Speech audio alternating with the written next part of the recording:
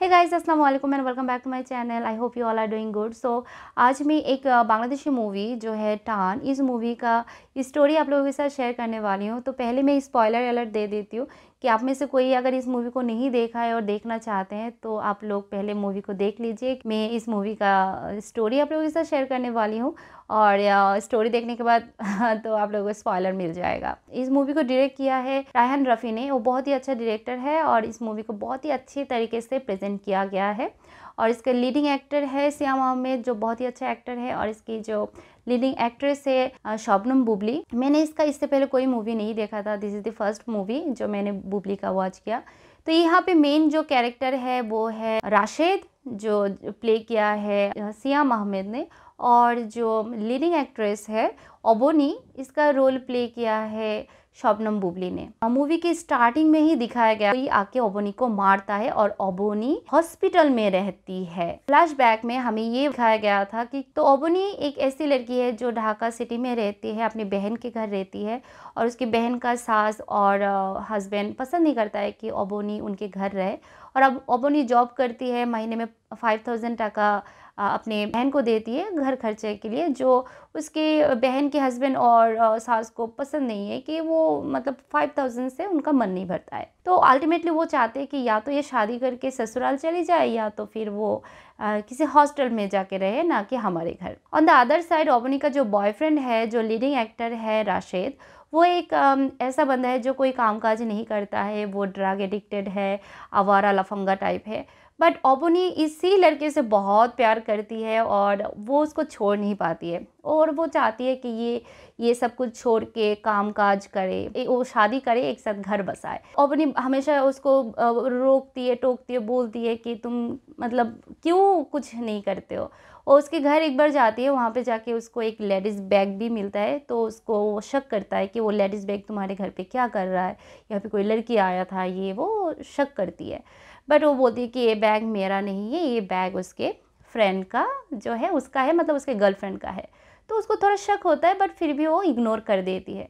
तो इसी के कुछ दिनों बाद जाके हम देखते हैं कि ओबोनी को प्रॉब्लम होता है अपनी बहन के घर में और उसको बहुत सुनने को मिलता है उसकी बहन की सास और हस्बैंड से। तो वो फिर डिसाइड करता है कि वो किसी हॉस्टल में मूव करने वाली है। तो वो अपने बॉयफ्रेंड के पास आता है, राशिद के पास, और बोलता है कि मुझे किसी हॉस्टल में जाना है, तुम ढूंढ के दो अच्छा सा कोई। तो वो लड़का उसको बोलता है कि जाने की ज़रूरत नहीं है, तुम मेरे साथ क्यों नहीं रहते। तो वो बोलता है मैं तुम्हारे साथ नहीं रह सकती ना, तो फिर उसके लिए शादी करना पड़ेगा। तो वो लड़का बोलता है हाँ तो शादी करते हैं ना, और वो फिर शादी कर लेते हैं। तो दोनों शादी के बाद एक साथ रहने लग जाती है। क्योंकि उसने नया नया शादी की है, इसकी वजह से उसने अपना जॉब छोड़ दिया और दोनों रहने लग गए। बट अभी प्रॉब्लम स्टार्ट होता है कि राशिद कोई काम नहीं करता है, वो नशा करता है, घर पे बैठा रहता है, एक आवारा लड़का है। और जो ओबोनी है उसने जॉब छोड़ दिया है, उनके पास पैसा नहीं है, तो घर खर्चा करने के लिए तो पैसा चाहिए होगा, घर का किराया देना पड़ेगा, जो उनको फिर शादी के बाद प्रॉब्लम स्टार्ट होती है कि उनके पास पैसा नहीं होता है। तो ओबोनी ने फाइनली डिसाइड किया कि उसे जॉब करनी है। तो वो अपने हस्बैंड से बात करती है और फिर वो जॉब करने लग जाती है। यहाँ पे प्रॉब्लम ये होता है कि इसका जॉब करना उसके हस्बैंड को बिल्कुल भी पसंद नहीं है और वो उसको ऑफिस टाइम में कॉल करती है। बट ओबोनी जो एक सेल्स गर्ल की जॉब लेती है, वहाँ पे उसको कस्टमर्स को हैंडल करना पड़ता है, कस्टमर्स को प्रोडक्ट्स दिखाना पड़ता है, जिसकी वजह से वो अपने हस्बैंड का कॉल नहीं ले पाती है। तो इसकी वजह से उसका हस्बैंड जो राशिद, उसको गुस्सा आता है और वो ओबोनी पे गुस्सा भी करती है। इन सब चीज़ों को लेके इन दोनों के बीच में बहुत प्रॉब्लम होता है। और प्रॉब्लम ये है कि राशिद ये एक तो काम नहीं करता है, दूसरा प्रॉब्लम ये है ये चोरी करता है कि वो अपनी बीवी के जो सैलरी होता है या पैसा होता है वहाँ से चोरी करता है। और एक सीन दिखाया गया है जो राशिद मतलब उसकी बीवी की बहन की पैसे भी चोरी करता है। जब उसकी बहन उसकी बीवी से मिलने आई थी तो उस टाइम पे भी उसने चोरी की थी और उसकी बहन को शक हुआ था। उसने जब ओबोनी को बताया कि मेरा पैसा खो गया है, तो इस चीज़ पे ओबोनी ने गुस्सा किया अपनी बहन के साथ कि तुम मेरे हस्बैंड को चोर बोल रहे हो क्या। कि ओबोनी को पता था कि उसका हस्बैंड चोर है, उसका पैसा भी चोरी करता है, बट वो अपने हस्बैंड को प्रोटेक्ट करती है और फिर अपने हस्बैंड के साथ गुस्सा भी करती है कि तुमने मेरा पैसा चोरी की है। वो घर का किराया देने के लिए भी पैसा रखती है, बट वहाँ पे भी उसका हस्बैंड पैसा चोरी करके नशा करती है। वो नशा ऐसे जैसे कि याबा, गांजा, अल्कोहल टाइप, मतलब जो होता है ना, ड्रग एडिक्टेड बंदे जो भी मिलते हैं खाते पीते हैं मुझे इतना नाम नहीं पता। तो इसकी वजह से उसको पैसा चाहिए होता है और अपनी बीवी का पैसा वो चोरी करता है, और बीवी घर का किराया ठीक से नहीं दे पाती है, घर का राशन ठीक से नहीं ला पाती है। तो अल्टीमेटली उसकी बीवी बहुत सफ़र करती है इनकी वजह से। इनको बीच बहुत प्रॉब्लम्स भी होती है और उसको गाली भी देती है।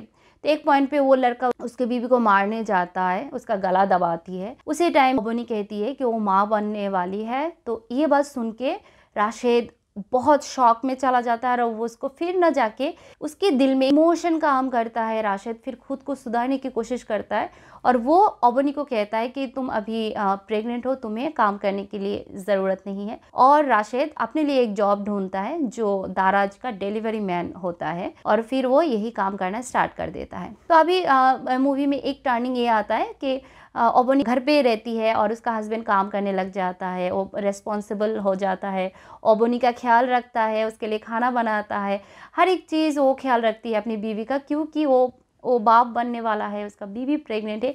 इस चीज़ की वजह से वो बहुत खुश था और वो बहुत ही रिस्पॉन्सिबल हो गया था। और प्रेजेंट में ओबनी हॉस्पिटल में रहती है। हॉस्पिटल में एक बंदा होता है जो उनको ब्लड दे के हेल्प करता है और इस बंदे को राशिद बहुत पसंद करने लग जाता है हॉस्पिटल में। तो वो जो बंदा था राशिद को अपना नंबर देता है, बट राशिद को जब ज़रूरत पड़ता है तो उसका नंबर पे कॉल जाता है तो कॉल नहीं लगता है। फिर आता है कि उसका जो एड्रेस था उस एड्रेस में राशिद जाता है, क्योंकि उसको अपनी बीवी के लिए ब्लड चाहिए होता है। उसकी बीवी मीन्स ओबोनी के लिए ब्लड चाहिए होता है इमरजेंसी। और ओबोनी प्रेग्नेंट भी थी, जिसकी वजह से कॉम्प्लिकेशंस बहुत था, बहुत ही सीरियस कंडीशन में था वो हॉस्पिटल में, क्योंकि किसी ने आके उसको बहुत मार के गया था। तो राशिद उसको बचाने की बहुत कोशिश करता है। पुलिस को शक होता है कि उसके हस्बैंड ने ही ओबोनी को शायद मारा होगा, बट उसके हस्बैंड को पता है कि मैंने नहीं मारा है। और ऑडियंस को भी लगता है कि क्या ये राशिद ने ही मारा था, जबकि मुझे नहीं लगा था कि राशिद ने मारा था, पर मुझे शक हो रहा था किसने किया, क्यों किया, क्या हुआ, ओबनी को कौन मार के गया। तो फिर वो जब उस बंदे के पास ब्लड के लिए हेल्प के लिए जाता है, फिर वहाँ पे हमें दिखाया जाता है कि ओबनी पे जिसने अटैक किया था वो बंदा वही बंदा था जिसने ब्लड दिया था। तो फिर जब राशिद उनके घर जाता है, वहाँ जाने के बाद वो बंदा सामने उनके जब कॉन्वर्सेशन होता है, फिर वो बताता है कि मैंने ही तेरी बीवी को मारा है, और बहुत ही गंदी तरीके से मारा था उसने।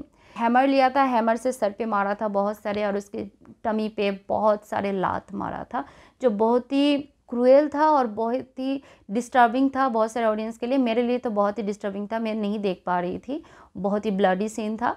तो उसने बहुत गंदी तरीके से मारा था, जैसे कि कोई भरास हो, बहुत नफरत करता है वो। तो फिर उसने पूछा था कि क्यों ऐसा हुआ, तुमने क्यों मारा। फिर उसने बताया कि मेरा एक बीवी है, उसने अपनी बीवी को दिखाया, और उसकी बीवी जो था ना व्हील चेयर पे था, हाफ पैरालाइज्ड था वो। उसकी बीवी को दिखा के बोला कि देखो मेरी बीवी को क्या हालत है इसका। और राशिद बस उसको देख रहा है, उसको कुछ समझ में नहीं आ रहा है। फिर उसने बताया कि हम बहुत खुश थे, हम दोनों जॉब कर रहे होते थे, बाहर जाने वाले थे, अब्रॉड जाने वाले थे बहुत जल्द, बट तुम्हारी वजह से नहीं हो पाया। मेरा बीवी प्रेग्नेंट भी थी, तुम्हारी वजह से मेरा बसाया बसाया घर उजड़ गया। मेरा बीवी इस हालत में है, ना वो बोल पाती है, ना चल पाती है, वो पैरालाइज्ड है, व्हील चेयर में है, उसको ऑक्सीजन लगा के रखना पड़ता है। तो राशिद फिर पूछता है कि क्या मैंने क्या किया। तो उसने फिर बोला कि तुम कुछ पैसे के लिए मेरी बीवी का बैग छीनने की कोशिश किया। मतलब क्या होता है कि वो जो कपल थे ना, वो रिक्शा से जा रहे होते, और राशिद को मैंने पहले ही बताया ना कि आवारा लफंगा था। उसने अपने फ्रेंड के साथ क्या किया, उस छीनने की कोशिश किया था उस लड़की का, और बैग छीन के चले गए थे बाइक को लेके। बट वो जो लड़की थी ना, वो गिर गई थी, गिर के रोड साइड पे उसका सर लग गया था और बहुत ब्लीडिंग हुआ था। उसके वजह से उसकी जो बच्चा था वो बच्चा भी खो गया, मतलब उन लोगों ने बच्चा खो दिया, और उसके सर पे चोट लगने की वजह से, बहुत ब्लीडिंग की वजह से वो पैरालाइज्ड भी हो गई। तो अल्टीमेटली राशिद की जो नशे की लत था, वो जो एडिक्टेड था, इसकी वजह से वो लोगों का पैसा चुराता था, वो ऐसे चलती राह में लोगों का बैग छीन के चला जाता था। तो यही एक रीज़न था जिसकी वजह से एक इनोसेंट कपल जिनका लाइफ उजड़ गया और उसकी बीवी का ये हालत हो गया, जिसकी वजह से वो बंदा उसको फॉलो कर रहा था और उसकी बीवी का ऐसा हालत किया। वो चाहता तो राशिद को अटैक कर सकता था, बट उसने राशिद को नहीं किया, क्योंकि वो चाहता था कि जो तकलीफ़ उसे हुआ है, जो उसकी बीवी के साथ हुआ है, वो उसकी बीवी के साथ करना चाहता था। तो यहाँ पे इनोसेंट था ओबोनी और उसको का हिस्सा बनना पड़ा और उसको पनिशमेंट मिली। और फिर कॉल आता है हॉस्पिटल से ओबोनी की बहन की राशिद के पास, जब बोलते हैं कि ओबोनी की डेथ हो गया, अभी ब्लड की ज़रूरत नहीं है। ये सुन के राशिद बहुत गुस्से में आ जाता है। फिर राशिद उस लड़के को बहुत मारता है। इस लड़के का जो बीवी था पीछे से आके राशिद के सर पे मारता है और राशिद का भी बहुत ब्लीडिंग होता है और यहीं पे राशिद का भी डेथ हो जाता है। यही सीन दिखाया जाता है और यहीं पे मूवी एंड होता है। तो अल्टीमेटली इस मूवी का एंडिंग बहुत ही सैड था, इमोशनल था, बट इस मूवी को मैं इतना बोलना चाहती हूँ कि बहुत ही अच्छा मैसेज था यंग जनरेशन के लिए, जो ड्रग्स लेते हैं, अल्कोहल लेते हैं और लाइफ को सीरियसली नहीं लेते हैं, और ऐसे लोगों की वजह से दूसरे लोगों का भी लाइफ तबाह हो जाता है। यही मेन मैसेज था। पर एक चीज़ था जो एंडिंग में मुझे थोड़ा सा कमी लगी कि इस लड़के का या उस लड़की का कुछ नहीं हुआ, क्या पुलिस आए कि नहीं, ये नहीं दिखाया गया, जो इनकम्प्लीट लगा मुझे कि इनके डेथ के बाद इनको कोई पनिशमेंट मिला कि नहीं, ये नहीं दिखाया गया। मूवी को एंड कर दिया गया जब राशिद की डेथ होता है यहीं से। तो ओवरऑल मूवी मुझे बहुत अच्छा लगा, बहुत ही अच्छा मैसेज था, बहुत अच्छा एक्टिंग किया है बुबली और सियाम दोनों ने। सियाम का एक्टिंग मैंने पहले भी देखा था, वो बहुत अच्छा एक्टर है, और बुबली का इससे पहले मैंने कोई मूवी नहीं देखा, बट इस मूवी में बुबली बहुत अच्छा एक्टिंग किया और मुझे बहुत रियल लगा। रायहान रफ़ी जो बहुत ही अच्छा डायरेक्टर है, उसने मूवी को ऐसे प्रेजेंट किया है ना, बहुत ही ऑर्गेनिक, बहुत ही रियल लग रहा था। हर एक सीन बहुत रियल लग रहा था।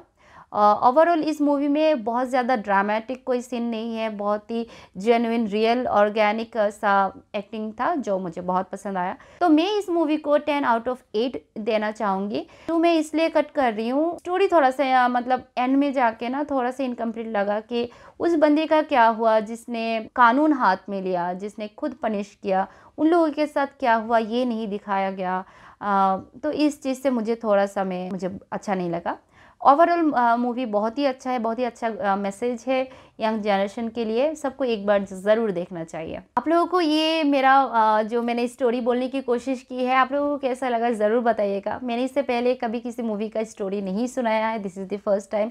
मैंने बस कोशिश की है, आई होप आप लोगों को अच्छा लगा हो। और ये बांग्लादेशी मूवी था, इसलिए ये थोड़ा सा स्पेशल है मेरे लिए आप लोगों के साथ शेयर करना। तो कैसा हुआ ज़रूर बताइएगा। तो मिलते हैं नेक्स्ट वीडियो में, टिल देन टेक केयर, अल्लाह हाफिज़, बाय।